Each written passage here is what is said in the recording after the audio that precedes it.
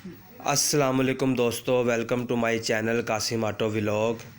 दोस्तों, आज की वीडियो में मैं आपको दिखाएंगे ये BMW गाड़ी, इसका इंजन चेंज करना है। इसका इंजन वीक हो गया और इसको रिप्लेस करेंगे। अब इसके इंजन खोलने का प्रोसीजर स्टार्ट हो गया है। इसको आगे आपको दिखाएंगे सारा इसका अमल इंजन खोलने का।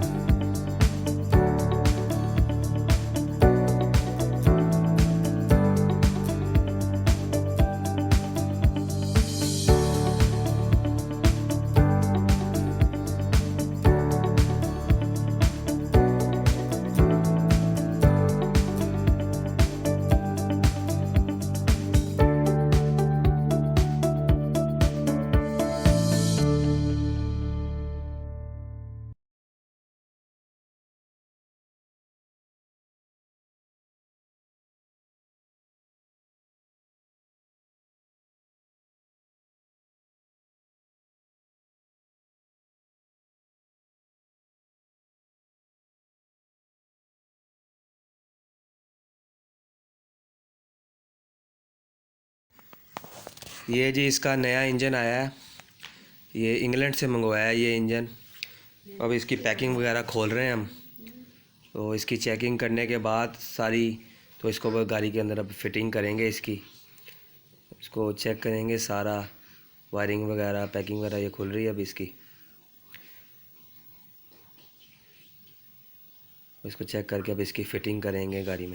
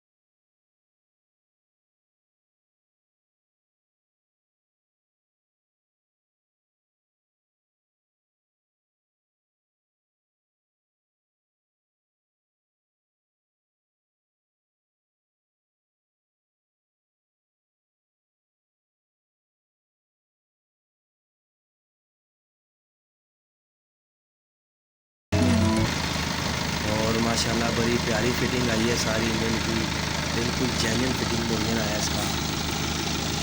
हर चीज़, हर क्लिप, हर बोल्ट अपनी जगह पे इसकी फिटिंग बेहतरीन किस्म का साउंड इसका बड़ा प्यारा निकला इंजन का। ये भी गाड़ी कंप्लीट हो गई है। इंशाल्लाह आज इसको डिलीवर करेंगे। बेहतरीन इसका आज की वीडियो है। अगर आपको पसंद आए तो लाइक और शेयर की वॉच करके शुरू किए डिलीवर करने के लिए।